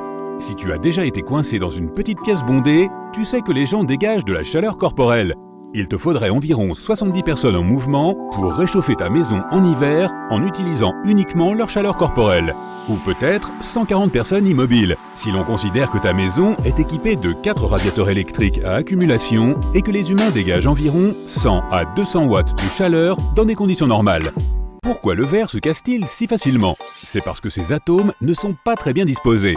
Contrairement à d'autres matériaux solides comme le métal, le verre est composé d'atomes amorphes, ce qui signifie sans structure, peu serrés et disposés de façon aléatoire. Ces atomes ne peuvent pas se réarranger aussi rapidement pour conserver une structure solide, de sorte que le verre se brise et des fragments éclatent partout.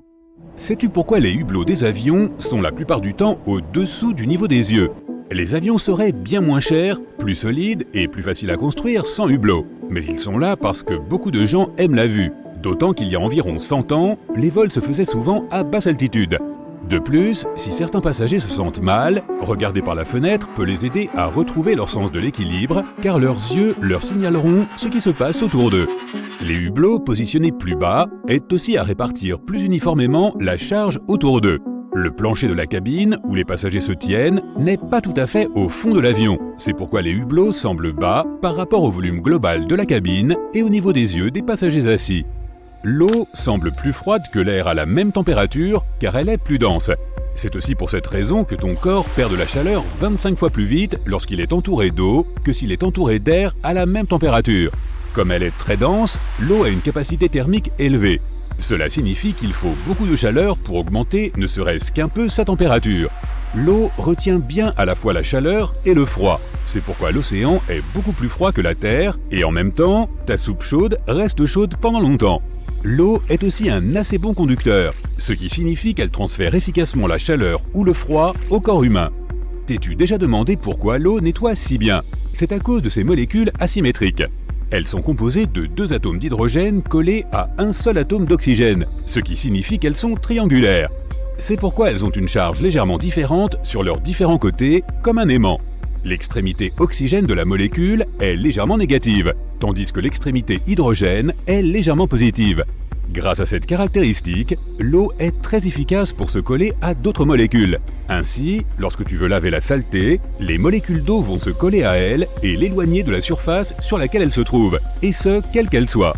C'est aussi pour cela que l'eau a une tension superficielle. Elle est aussi capable de se coller à elle-même. Les chats domestiques partagent certaines similitudes avec les grands chats sauvages, mais l'une des choses qui les distingue est leur vocalisation. La majorité des grands félins, comme les tigres et les lions, rugissent bruyamment pour que tout le monde sache qu'ils défendent leur territoire. Mais avec les chats domestiques, la plupart du temps, tu n'entendras que des ronronnements et des miaulements. Cela est dû à la physiologie de leur gorge et de leur boîte vocale qui aide à créer ces vocalisations félines. Ainsi, un félin peut soit rugir, soit ronronner, mais aucun chat ne peut faire les deux. Les lynx, les cougars, les chats domestiques et les guépards ronronnent. Le ronronnement est spécifique car un chat le crée lorsqu'il inspire et lorsqu'il expire. Le rugissement a évolué dans une lignée particulière de grands félins qui comprend les tigres, les lions, les jaguars et les léopards, sauf le léopard des neiges qui a perdu cette capacité. Ils sont capables de rugir grâce aux os flexibles de leur gorge. Les mammifères ont leur boîte vocale dans la gorge, où l'air, passant par cette structure, produit des sons.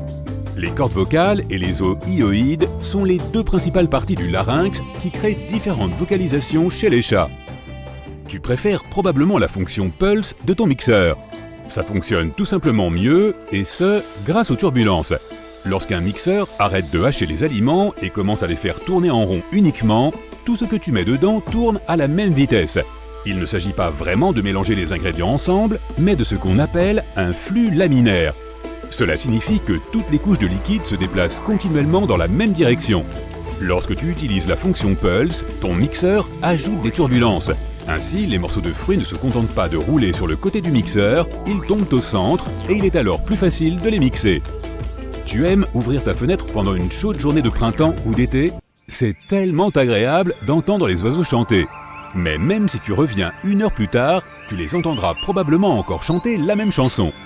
Ce sont des travailleurs acharnés, et les mâles sont très probablement en train de garder leur territoire et d'essayer d'attirer une femelle.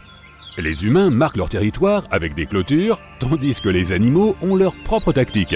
Certains aiment laisser leur odeur partout, mais les oiseaux utilisent un chant pour envoyer un message indiquant en particulier aux autres mâles de la zone que tel espace leur appartient. Ils vont donc continuer à chanter la même chanson encore et encore. Pendant l'hiver, ils chanteront moins de notes, voire une seule note. En plus de marquer leur territoire, ils essaient aussi de savoir s'il y a de la nourriture à proximité. Pourquoi les chats aiment-ils tant les petits espaces? Tout d'abord, ce sont des animaux solitaires. C'est pourquoi ils cherchent toujours une cachette sûre pour faire une bonne sieste. Et si tu vois un chat recroquevillé dans une petite boîte, il essaie probablement de trouver un endroit agréable et chaud pour dormir et éviter le sol froid. Les chats préfèrent une température ambiante d'environ 14 degrés Celsius, un peu plus fraîche que ce qui est confortable pour nous. Et s'il n'y a pas de rayon de soleil pour se coucher, ils chercheront d'autres solutions, comme une boîte à chaussures douillette. D'ailleurs, les chats sont plutôt paresseux. Ils peuvent dormir jusqu'à 18 heures par jour, même si la plupart dorment en moyenne entre 10 et 13 heures par jour. La majorité des chats sont plus actifs à l'aube et au crépuscule. Même si beaucoup pensent que ce sont des animaux nocturnes, ils appartiennent en fait à une catégorie spécifique appelée crépusculaire, à l'instar d'autres créatures comme les hamsters, les furets et les chiens errants. Au cours de millions d'années, les chats ont évolué et sont devenus des prédateurs à faible luminosité. Leur vue est adaptée pour les activités du crépuscule. Et comme c'est le moment où ils sont le plus actifs, ils économisent leur énergie pour le crépuscule et l'aube. Avant d'être domestiqués, les chats devaient dépenser de grandes quantités d'énergie à ces moments-là pour débusquer, poursuivre et attraper leur proie. Les chats domestiques n'ont plus besoin de chasser avant chaque repas, mais leur instinct naturel les incite toujours à conserver leur énergie pour la période crépusculaire. Pourquoi les trèfles à 4 feuilles sont-ils si rares ? Comme pour les animaux, les gènes des plantes sont situés sur ces petits paquets d'ADN dans le noyau de chaque cellule, qu'on appelle chromosomes. Nos chromosomes se présentent par paires assorties, mais les trèfles en ont 4 copies de chaque chromosome par cellule. Il y a un gène responsable des trèfles à 4 feuilles, et il est récessif. Cela signifie que cette plante ne créera 4 feuilles que si elle possède le gène à 4 feuilles sur les 4 chromosomes. Or, c'est plutôt rare. De plus, certaines conditions environnementales, comme l'activité du sol, ainsi que la température, peuvent aussi avoir une incidence sur l'apparition des 4 feuilles. Fait intéressant, cette anomalie a tendance à se produire en grappe, donc si tu en trouves un, regarde autour de toi, il pourrait y en avoir d'autres. Tu viens de réserver des vacances à la dernière minute et il te reste 3 heures avant le vol. Tu attrapes tout ce que tu peux, tu le jettes dans une valise, tu ajoutes une crème solaire et tu te précipites à l'aéroport. Tu passes la sécurité en courant et tu arrives 1 minute avant la fermeture de l'enregistrement. Un sympathique agent de la compagnie aérienne te demande de mettre ta valise sur la balance et ajoute des informations dans le système de manutention des bagages. Ta valise reçoit une étiquette avec un code-barre unique à 10 chiffres. Elle contient des informations sur ton vol. De nombreux aéroports et compagnies aériennes utilisent une nouvelle technologie avec des puces d'identification par radiofréquence pour suivre les bagages en temps réel. Cela devrait les aider à résoudre le problème des bagages perdus et retardés. Ta valise disparaît donc derrière le rideau en caoutchouc. Son voyage épique sur le tapis roulant commence maintenant. Dans les grands aéroports, il se poursuit sur des kilomètres comme sur des montagnes russes avec des milliers d'autres bagages qui voyagent en même temps. Attention au virage à droite et maintenant à gauche. Oups, un des bagages vient de basculer sur un autre tapis. Espérons qu'il a les bonnes étiquettes et qu'il prendra le bon vol. Un autre virage, c'est comme une autoroute très fréquentée en heure de pointe. Premier arrêt, le contrôle de sécurité. Les bagages sont scannés avec une machine à rayons X et souvent avec des renifleurs de produits chimiques. Si quelque chose semble suspect dans un bagage, il sera également inspecté à la main. Tout est OK. Ton bagage arrive dans un immense entrepôt. Là, des robots ou des employés passent en revue les bagages pour les envoyer dans le bon avion. Ils peuvent scanner l'étiquette que ta valise a reçue à l'enregistrement. Certains bagages restent au point de tri pendant un certain temps. Ils doivent être envoyés vers des vols qui décollent plus tard. Ta valise est placée sur un chariot à bagages avec plein d'autres. Les agents de piste de l'aéroport contrôlent le processus. Le remorqueur à bagages tire le chariot sur le tarmac. Les bagagistes les chargent dans l'avion qui peut ensuite décoller.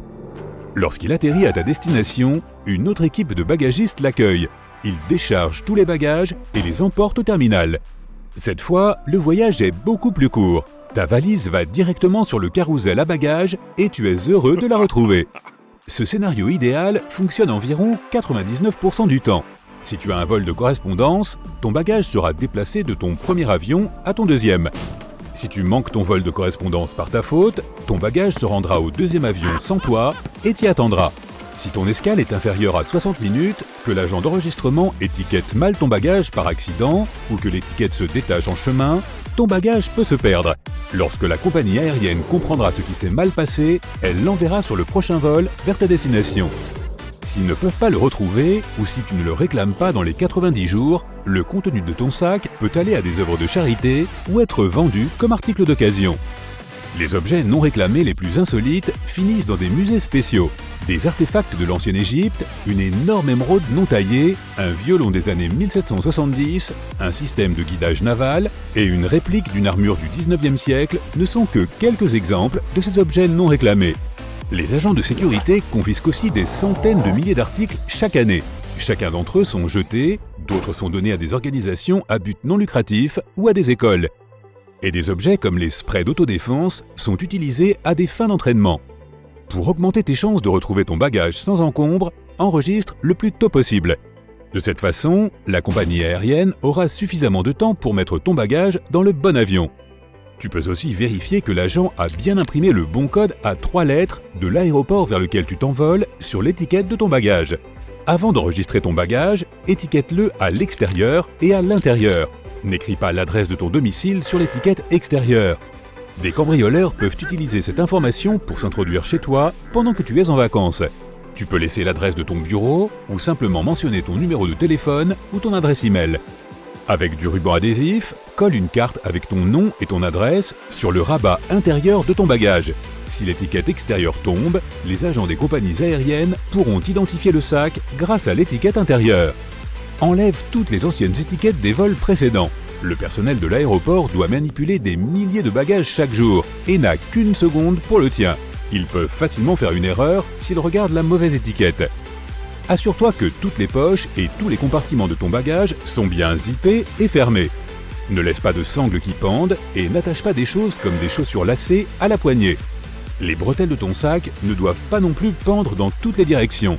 Si elles s'accrochent à quelque chose sur le tapis roulant, le sac pourrait être abîmé ou perdu.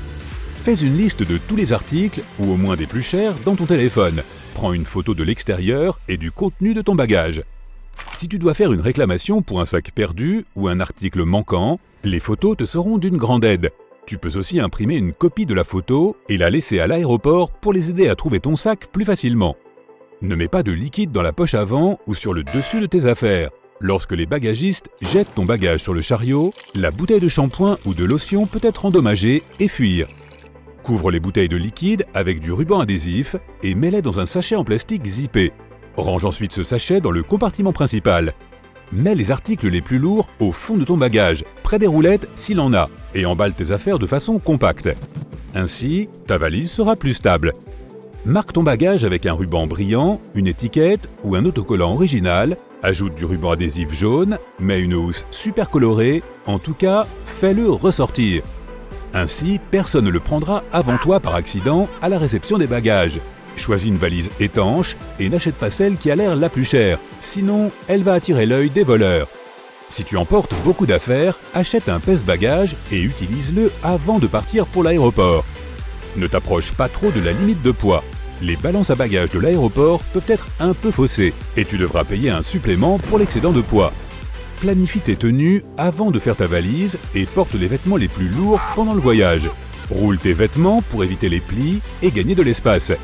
Mets tes chaussettes et tes sous-vêtements dans un petit sac en tissu réutilisable. Emballe tes chaussures dans un bonnet de douche pour que le sac reste propre. Au retour, remplis ces chaussures et autres objets creux, de souvenirs ou de bibelots. Mets une feuille de séchage de linge dans ton bagage pour que tes vêtements sentent bon. N'emporte pas de produits alimentaires qui périssent rapidement. Si ton bagage est retardé, il risque de pourrir.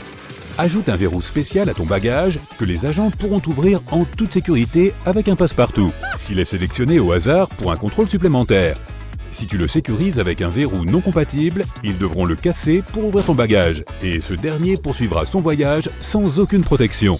Opte pour un cadenas à code plutôt qu'à clé. Tu peux facilement perdre ces petites clés de cadenas en voyage, et tu devras ensuite casser le cadenas une fois arrivé à ta destination. Les codes à 3 chiffres sont plus courants, mais tu peux trouver des modèles à 4 chiffres pour une sécurité supplémentaire. Choisis un cadenas métallique d'une couleur vive pour sécuriser ton sac et le rendre plus facile à reconnaître.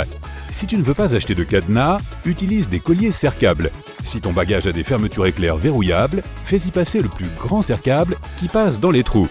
Si ton bagage n'a pas les boucles prévues à cet effet, fais plutôt passer l'attache-câble dans une petite encoche de chacune des fermetures éclair. Dans une poche accessible de ton bagage enregistré, mets des ciseaux, un couteau, une lime à ongles ou tout autre outil pour couper les serre-câbles. Inscris-toi au suivi des bagages. Certaines compagnies aériennes te permettent de le faire via une application mobile. Tes bagages enregistrés seront scannés à l'enregistrement, pendant le chargement dans l'avion, lors du transfert d'un vol à l'autre et à l'arrivée à la destination finale. Tu peux aussi acheter un traceur GPS ou un bagage qui en est équipé. Ne mets jamais d'appareil photo, d'ordinateur portable, de téléphone portable, de tablette et même de disque dur externe dans ton bagage enregistré. Si pour une raison ou une autre, tu dois les enregistrer, assure-toi qu'ils sont complètement éteints, protégés contre toute activation accidentelle et bien emballés. Ta trousse de maquillage, tes bijoux et tes médicaments, surtout ceux sur ordonnance, n'ont pas non plus leur place dans ton bagage en soute. Si tu dois emporter des piles au lithium, mets-les dans ton bagage à main, dans l'emballage du fabricant ou recouvertes de ruban adhésif. Les piles au lithium, dont les électrodes ne sont pas protégées, peuvent entrer en contact avec des objets métalliques non fixés et s'enflammer. Si cela se produit à l'intérieur de la soute, personne ne pourra l'arrêter. Vérifie si ton assurance couvre tes pertes si les choses tournent mal. Si tu as des vêtements ou des accessoires coûteux, opte pour une option de protection supplémentaire auprès de la compagnie aérienne.